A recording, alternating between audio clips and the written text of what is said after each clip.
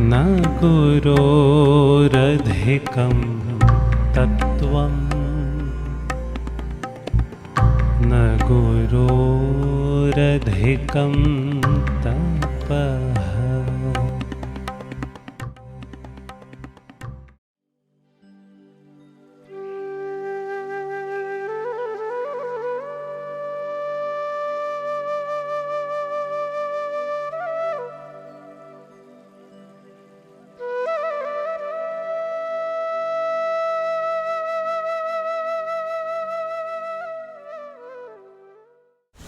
Om Amriteshwariye Namaha. Welcome to Amrita Vaibhavam.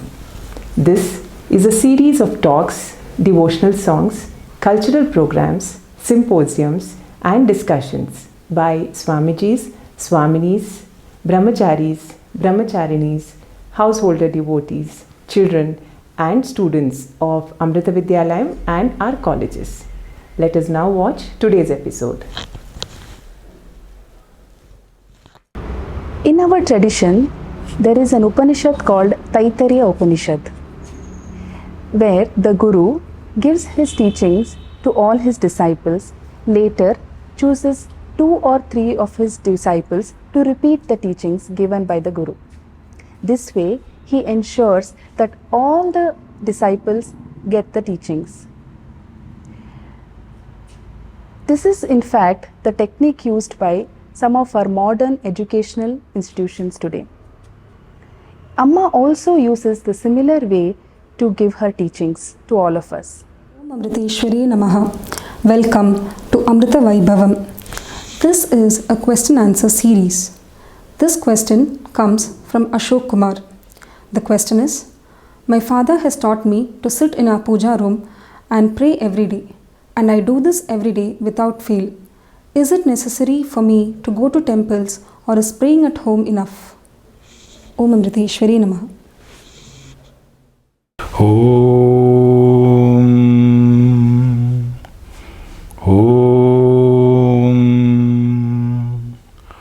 Om Shri Gurubhyo Namaha. Hari Om. ध्यायामो धवलाकुण्ठनवतीं तेजोमयीं नष्टकीं निग्धापाङ्गविलोकिनीं भगवतीं मन्दस्मितश्रीमुखीं वात्सल्यामृतवर्षिणीं सुमधुरं सङ्कीर्तनालापिनीं श्यामाङ्गीमधिसिक्तसूक्तिम् अमृतानन्दात्मिकामीश्वरीं. ॐ गं गुरुभ्यो नमः. अमृतेश्वरी नमः. ॐ गं गणपते नमः. मा सरस्वती नमः. ॐ. Very good question. My father taught me to sit in the puja room and pray every day. So, is there any need for me to go to the temple? Very good question. So, let me first congratulate your father who has taught you to sit in the puja room and pray every day. I think nowadays it is a very, very rare event. So I think every father should, first thing is every father should follow this example. So they should make the children in the evening, or either morning, it maybe you don't have time. In the evening, you should, after sunset, at least for half an hour, you should make your children sit in the puja room and do some chanting, so some meditation, etc. So that's a very question. So the question is, I pray in my house, I say pray every day. So is there any need for me to go to the temple? Yes, of course, you can pray. The thing is, for example, when some rooms, the houses do not even have puja rooms. So but as Amma's children, all of us have puja room in our houses. So when at sunset, when we all sit, the whole family sit in the puja room, and we do some chanting, etc., meditation, etc. What happens is that divine vibration purify the entire house, and the whole family is benefited. It is a big great punya. That is the important point. When the family come together, they say switch off the TV and sit in the puja room and pray at sunset. that is very good for the family. The entire house is filled with divine vibrations, and there is Mahalakshmi. She enters. She live in our house, prosperity, etc. So that is thing. So in the same way, our local temple. When we go to our local temple and the temple nearest to our house, the neighboring houses around the temple, all of us gather in that temple. At least one day per week, or Sunday or a Friday, once a week, all of us gather in our local temple, and we pray. Then what happens that, just like when the family at home prays, the entire house is benefited, prosperity. In the same way, when all the houses around the temple, they come to the temple is for us, for the local people, a big puja room. And that when we sit in the temple and we chant, what happens is that the entire area becomes very, very holy with the spiritual vibrations, without divine vibration. The entire area becomes purified. Therefore, that is why we are advised to go to the temple also. So we have to remember that the temple which is nearest to your house is the most important temple to you. Do not neglect that temple. Never think that the temple near my house is small temple, and there are big temples. That is fine. The God is same in every temple. So in your temple there is a small God. In the other big famous temples, the God is big. Nothing like that. So do not neglect the temple which is nearest to your house. At least once a week, all of you gather and sit in the temple and pray. That will give you a lot of Aishwaryam. That is very, very important. And secondly, you said that is it necessary to go to the temple? That the necessity of going to temple is that we become like one family. So if you're sitting at home, and when we go on praying, we become purified. Then we start thinking that all are God's children. All are God's children. My mind becomes, Amma always says, spirituality, Makkale, Adhyatmikam, Manasinde Vikasamana. Manasinde Vikasamana Adhyatmikam. What is spirituality? Spirituality is the broadness of mind. The mind becomes broad-minded. Manasinde Vishalada. So enfoldment of the mind, that is spirituality. So that if you can achieve at home, sitting at home, if you can remember, all these are etavan asmahima, all these are God's children, then of course that is you have achieved what has to be achieved, sitting at home. But even after going to temple, we are not able to expand our mind, thinking of that, or the accepting everybody as God's children, and that we are one big family, and we have to, it is a give and take, give and take in this world. It is we give and we take. It is not just going on taking. So that is the law of nature. If that is understood, then we have won the game. And therefore, going to temple is necessary, I say, because we learn to understand that we are one big family. Om Amriteeswarinamaha. Sure, Swamiji. Amma has spoken a lot about Ramarajya, and she's also talked about how we can establish Ramarajya during the current age of Kali Yuga. Can you please tell us, how we can explain this to someone who asks us about Ramarajya and how this can be established in the current times? Namaskar, Swami. Om Namah Shivaya, Om Amriteeswarinamaha. This also is a very good question. Is Ramarajya possible in the modern world, in the today's world? That is the question which Amma has asked some time back, and many of us have answered that question. Is Ramarajyam possible in today's modern world, when it is the people are more extrovert, they are more interested in getting worldly things, they tend to forget God, and they tend to forget their goal of human life. So you say Ramarajyam, what is Ramarajyam? We'll say sage Vishwamitra's words. So when sage Vishwamitra, he came to Ayodhya and he took Sri Rama and Lakshmana with him to protect his yajna. See, after the yajna was over, they went for the Ahalya. They went to Gautama Rishi Shastram and brought Ahalya back to life, and then they proceeded to Mithila for Sita Swayamvaram. So they had reached there very early. So therefore, Lakshmana, he saw that the Mithila was very beautiful. So he asked his elder brother Sri Rama, Jeshta, can we go around and see the city? Sri Ram said, let you please wait for a minute, let me ask sage Vishwamitraji, and then we can go. So the Sri Rama goes to with Vishwamitra Rishi, and he asks his folded hands, Rishivar, my brother Lakshmana, he wants to go and see the city.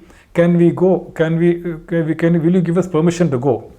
So sage Vishwamitra, his heart swelled with happiness and joy. He was very, very happy that instead of the young boys, they could have gone on their own, but they had come and taken his permission. They saying the humility and sense of duty and responsibility.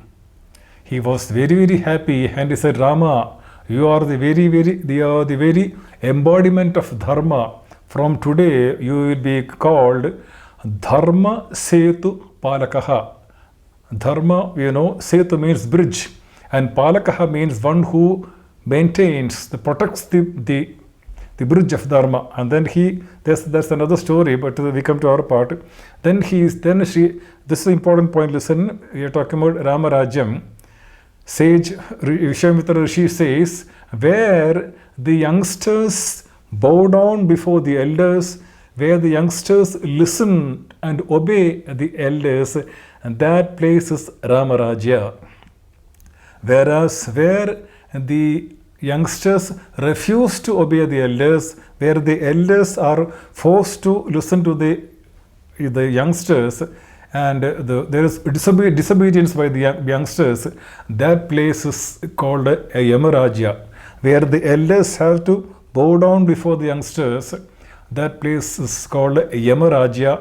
Best example is, of course, the Kauravas, Duryodhana and party are the best example. Not only that, we can see towards the end of the Mahabharata or Bhagavatam, we can see Sri Bhagavan Krishna's own clan, the Yadavas, they became very arrogant. They started disrespecting the rishis, and they were cursed. We know that story. So this is what we meant here, where the youngsters are dharmic. They do their duty. They have their duty and responsibility to the elders. That is called as Ramarajya, where each citizen, like I already explained, the wall is strong. If the bricks is the one unit of the wall. If the bricks are of good quality, then we have a strong wall. If the bricks are weak, inferior quality, the wall will not be strong. In the same way, each individual is dharmic. He knows he has the sense of duty and responsibility to himself, to his family, to elders. That is called Ramarajya. So there's a beautiful. We have heard this for the very common Shanti mantra. Swasti prajabhya paripalayantam nyayena margena mahim mahisha go brahmanebhya shubhamastu nityam loka samasta sukino bhavantu kale varshita parjanyah prithvi sasyashalini deshoyam kshobarhitah brahmana santu nirbhayaha.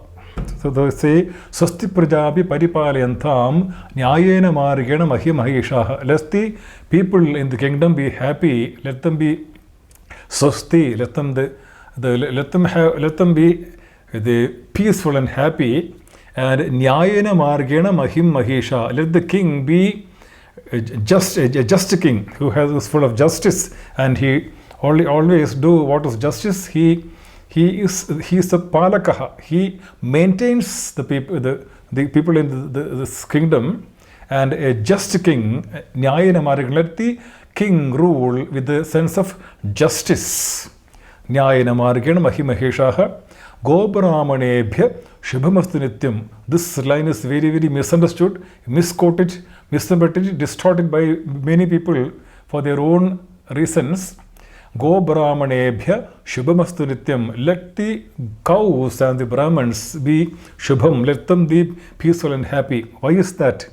Why do you say? They say, look at the Hindus. They take only that line and say, look what the Hindus say. Go Brahmanebhya Shubhamastu Nityam. Let the cows and the Brahmins are happy. Why is that? Why do you say that let the cows and Brahmins be happy? The fourth line explains, Go Brahmanebhya Shubhamastu Nityam. Why? Because their attitude is Lokaha Samasta Sukhino Bhavantu. That fourth line, the cows and the Brahmins, their quality by nature, they take only the minimum and they give the maximum. So that kind of people who take only what is necessary and they give more than what they take. That is represented by the cows and the Brahmins. Such people, let them be peaceful. They let them not be disturbed, so that they can do their duty well. So their attitude is Go Brahmanebhya Shubhamastu Nityam. Let the cows and Brahmins be happy, because their attitude is Loka Samasta Sukhino Bhavantu. Our Amma's most important mantra, most sacred mantra. Let everyone in this world be happy. So I take only what is necessary. There are people who are starving. So let me take only the minimum and give the maximum. That becomes a Ramarajya. Kale Varshita Parjaneha. If we do our duty, if we do perform yajnas periodically, according to the time and place prescribed by the Vedas, Kale Varshita Parjaneha. Let the rains come on time. Now we see, many a time we can see that the rains, they don't come on time, they come at the wrong time, and newspapers say the rains are erratic. That is a very, very wrong statement. Newspapers, I remember reading, the rains, the erratic nature of the rains. Rains are never erratic. The only being in this universe who is erratic is the human being. All other beings, they follow the laws of nature.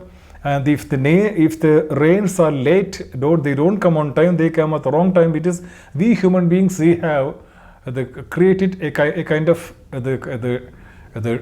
what you call imbalance in the nature. That is why the rains don't come on time. We can blame only ourselves. So if we are dharmic, then Kale Varshatu Parjaneha. Oh God, let the rains come on time. Kale Varshata Parjaneha Prithvi Sasyashalini. Let the earth be covered with green, with food bearing food. Some North Indians, they had come from the spiritual camp in Kerala. They told me, Kerala is green. So you see that. The green means the full of plants, food bearing plants. So the Prithvi Sasyashalini, if there are greens, then there will be excess heat. If there are no plants, heat will increase. If the rains come on time, the plants are in number, large number, and then Deshoyam Chobarhitaha. Let the people be free of anger. When how does that happen? When we have in plenty, when the kings are just, and we also do our duty. We cannot say what kind of government is this? We cannot say that. We should do our duty also. Every citizen of our country, each one of us have a responsibility. When we collective responsibility is there, then everything will be in order, peaceful. So they say that if we are ruled by a king like Rama, our collective positive thoughts create a king like Rama, and our collective selfish thoughts create a king like Ravana. So we alone are responsible. Let us not blame anybody else. Let us blame ourselves. If we are collectively, we are positive and good, we get a good king. And if we are selfish, then we are bad, we get a king like Ravana. So the Deshoyam Kshobarhitaha, let the people be free of anger, of the unrest. It's always unrest. So Kshoba means what do you call it? Like the sea getting into entering the land. So a lot of violence. Let the people be free of violence, and Brahmana santu nirbhayaha. Let the Brahmins are those who are learned in the Shatras, in the Veda Shatra, and they are peaceful, they are kind, full of compassion and purity, and they think only of the welfare of the country and others. That is the real Brahmana. Fearless, the Brahmana santu nirbhayaha. In the olden days, the Brahmins were fearless. They have the power of tapas. They did not fear even the king.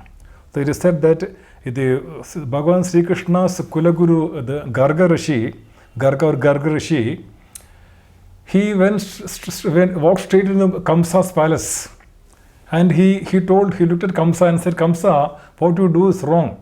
Stop it. Kamsa got very angry. He said, he drew a sword and said, this Buddha, this old man, is teaching me. So immediately Chanura said, "O king, be very quiet. Remember, he has the yoga danda in his hand. He can reduce you to ashes. So be very careful. Don't react." And therefore, Kamsa kept quiet, and he was saved by Chanura. So they were fearless. They could enter the palace, look at the wicked king, and advise them. So Kamsa did not like that. He was sorry, this old man is advising me. So he tried to kill Garga Rishi. Chanura saved him. So that is sort of Brahmana santu nirbhaya. They would go to if the king is most wicked, because they had the power of tapas. The rishis were fearless. And as we can see, the best example is our Amma. She does not fear anybody. What she had to say, she will say, it is only for not out of ego, it is for the welfare of the people. Let the people understand, let them become aware of what has to happen, and they will change. So that is what we call as Rama Rajyam. Rights and responsibilities go together. We are always aware of our rights, but along with the rights, we have responsibilities. Rights and responsibilities go together. Only then the land will be very peaceful. So that is the second question. Namashwaya Swamiji, there are people living in Amritapuri in Amma Sannidhanam, and we are grahasthas away from Amritapuri, leading a worldly life. We are doing Archana, Japa Sadhana, IAM and Seva with Amma's grace. How would we know that we are spiritually progressing? Namashwaya. Okay, now the third question. There are ashramites always inside the ashram, and there are devotees who come and go. Once in a way they come and go. So those who are outside the ashram, they have a feeling that they are not really safe. So they are concerned how. This is a very, very, very good question. The question is, how do we know those who are outside the ashram, not only outside the ashram, those who are near Amma also, how do we know that we do Archana, we do the Dhyanam, we do Ayamtak, etc. How do we know that we are progressing? That is the question. So the question, that is where the necessity of a sadhu like Amma really comes to our rescue, because a Sadguru like Amma, they will put us in situations and circumstances where we can, if we are aware, we can watch how the mind reacts in that particular circumstance or situation. I am a person who has no patience. I always get angry, or I become very upset, very, very sad. So when we do a lot of archana, meditation, etc., our mind gains purity and strength. We can see that in such situations again, we find we are not as angry as before, or the anger comes but it stays for a short time. We are not upset. we find that the world is not able to manipulate us anymore. We are becoming a little more independent. That is how we machine circumstances. Amma will put us in circumstances and situations where, if we are aware, we can measure how our mind reacts. That is the important thing. So they say, when we were the children, they used to chant one shloka, the satsangatve nisangatvam nisangatve nirmohatvam nirmohatve nishchalatatvam nishchalatatve jivan mukti. So jivan mukti, we become jivan muktas even when we are in the world, not going to heaven. So how to satsanga is very, very important. Satsangatve nisangatvam. From satsanga we become detached. And when we nisangatva means detachment. So when we are completely detached, what happens? Nisangatve nirmohatvam. Then I become desireless. When I am detached from everything, then I become desireless. I know that I am not this body. So the body demands, I want this, I want that. I tell you, keep quiet. Because I know I am not the body, I am the Chaitanyam. Therefore, I will not listen to the mind. I will not, every time the mind and the body demands to satisfy desire, I will say no. So, nirmohatvam. So, when nirmohatvam, when I become desireless, nirmohatve nishchalatatvam, I become completely quiet and peaceful. Nishchalatatve jivan mukti. When the mind is totally quiet, then I become jivan mukta. That is the way. So satsang it has many aspects. We should say, usually we mean what by satsang we mean. Today there is the satsang is by this Swami or this Swamini or this Brahmachari or this person. The satsang is a talk. That's what we really hear. That is the beginning. So satsang, when we hear that corrects our wrong thinking. That corrects our wrong thinking. With a very good example you can say, the Hanumanji's guru was Surya Bhagavan. So the Hanumanji went and requested Surya Bhagavan, the Bhagavan, please teach me. So Surya Bhagavan said, now look here, I am always traveling from east to west. When I am always moving, then how can I teach you?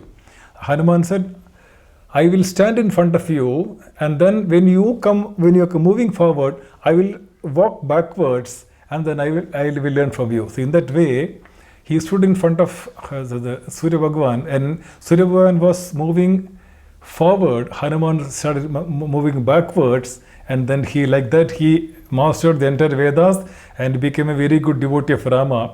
So that Hanuman's moving backwards is very, very symbolic. So you say that I am correcting. Till now I thought this way. I have been traveling the wrong route for a long time. First I have to stop, and then I have to come back and then go to the right route. So in the same way, Hanuman moving backwards, every one of us, a correction of thinking. I correct my thinking. Wrong thinking is rectified, and correct thinking. That is the beginning of satsang. Begins with right thinking. Right thinking, that is the beginning of satsang. So that has the many aspects. So it begins with, we can say, begins the best satsang, a satsang which has no substitute, is the company of the Bhagavad. This verse comes in the Bhajagovindam. It says, company of the saints, the great masters, Sadgurus, and said that is the real satsang. So they say, in the Tulsidas Ramayana, Tulsidas says, Mudamangalamaya Sant Samajo, Jo Jaga Jangama Tirtarajo. They say, Mudamangalamaya Sant Samajo. The Sant Samaja, the group of saints, the Sant means the saints. The Mudamangalamaya, it is auspicious, and Muda means gives great joy. Very joyful and auspicious is the company of the great saints. Jo Jaga Jangama Tirtaraja. Jo, they are moving tirthas. Tirtha means holy places. So holy places, if it is Prayag is the holiest of the Tirthas. He say that the Ganga Yamuna, the Saraswati, Ganga, Yamuna, all three, they meet together Prayag. It's called Triveni Sangamam. That is the holiest of Tirthas. And there are the most of many Tirthas. We have to go up to Prayag. But the saints, they are Jangama Tirtha. They are moving. They come to our house. So many years Amma was going to all places, including Europe and America. So they are Jangama Tirtha. They are moving Tirthas. So they are Muda Mangalamaya, Santa Samaja. So there is no substitute for in the company of the holy saints. If you say, just sit in their presence, we become purified. So now the question is, if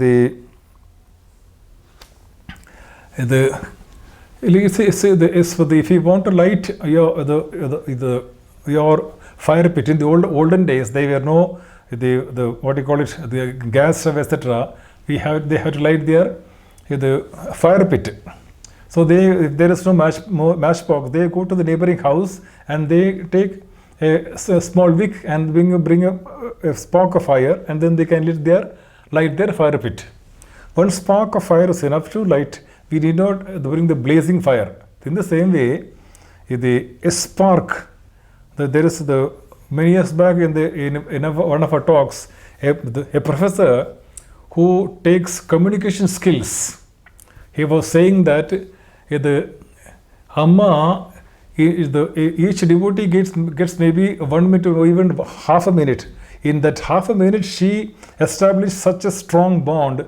There is no course on communication skill which can help you create a bond in half a minute. But Amma does that. Communication skill. So that is the advantage of the being in the presence of the holy masters, the Sadgurus and Sant Mahatmas. So it's like that. So so like the fire, I gave the wrong example. The wrong example is Kaikeyi, Mantara, she put a spark of the fire, the wrong attitude, the wrong thought, wrong feeling in Kaikeyi's mind, that she went on thinking. It became a blazing fire. It became almost create havoc in Ayodhya. In the same way, second example was Surpanaga poisoning Ravana. Surpanaga's spark of fire, Surpanaga told Ravana, Sita is the most beautiful woman. She's the only you are worthy of her. That went on, he went on thinking. That spark of fire became a blazing fire. I give example of two wrong examples. Same way, that once we are going to, we got just half a minute. So that half a minute, we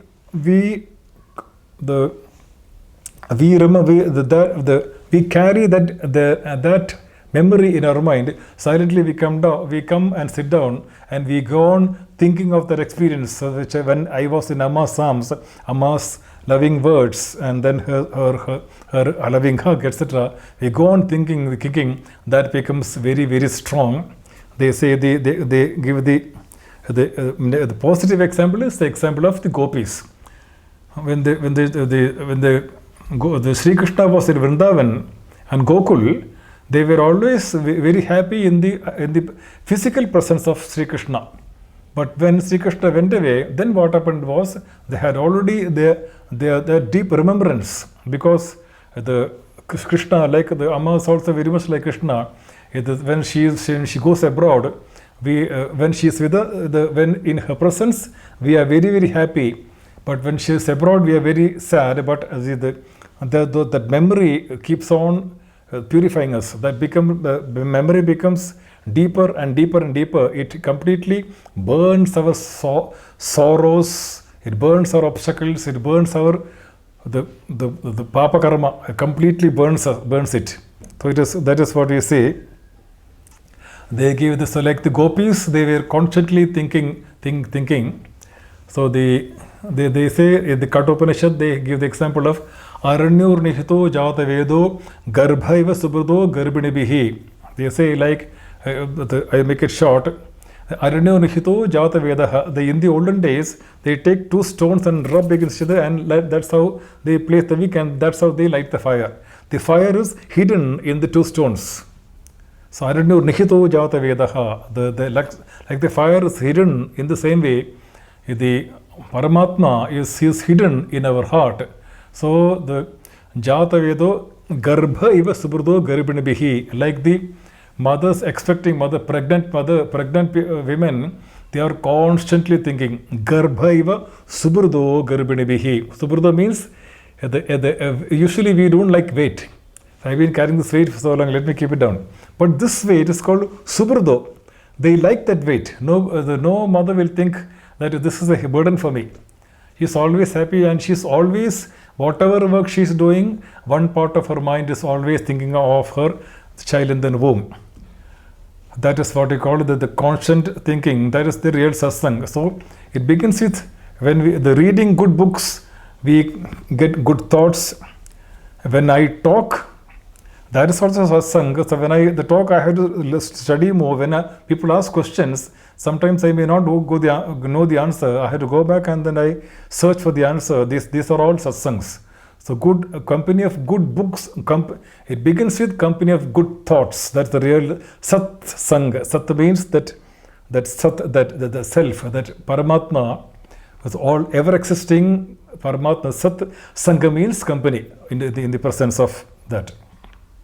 So, right thinking, good books, company of good men, these are all satsang. Bhajans, when you go, especially in the Kali Yuga, they say the best satsang in Kali Yuga is the Nama Japa, the divine name of God. Nothing can purify us like the name of God. So that is what we had to say. So the most important satsang is, again we come back to the first point. Whenever possible, we try to sit in get the physical presence of Amma. So it may not be now, because Amma is very busy. She has so many institutions. She has so much work. We may not be able to sit with Amma the way when the 20 or 30 years back the senior Swami, they got a long time, because at the time there were no institutions. Now that little we get, we should make use of that. Like a spark of fire is enough to blow it and make it a big, with a blazing fire. That's how we go on thinking that way. That is what we have to say. So how do we measure one last point I will say, I will stop. How do we measure? I said that in circumstances and situations, how my mind behaves, that if I watch, I can see that now my mind is a little more peaceful and it's not getting agitated unnecessarily. That is the way. So I'll give you one example. A mountain, a hill, from far away, we can take the photo of the hill in our mobile phone, the camera. In the smallest thing, we can take the entire hill, because it is far away. You can take the photo of the entire hill. But then when we start walking closer and closer to the hill, what happens is that the hill becomes bigger and bigger and bigger, and I become smaller.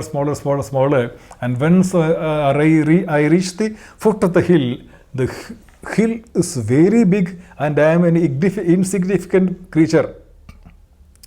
Therefore, in the same way, when I go closer and closer, I'm very close to Amma. Fine, fantastic.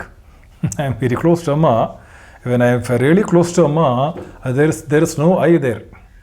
So she has, when the closer I go to Amma, the bigger Amma becomes, the smaller I becomes, and when I'm in Amma's presence, I am a nothing. So that is what we call as satsang. We have to understand, the closer we go to Amma, like the mountain becoming bigger, the hill become bigger, we become smaller, and we become nothing. Another example is that wet wood kept near fire, what happens?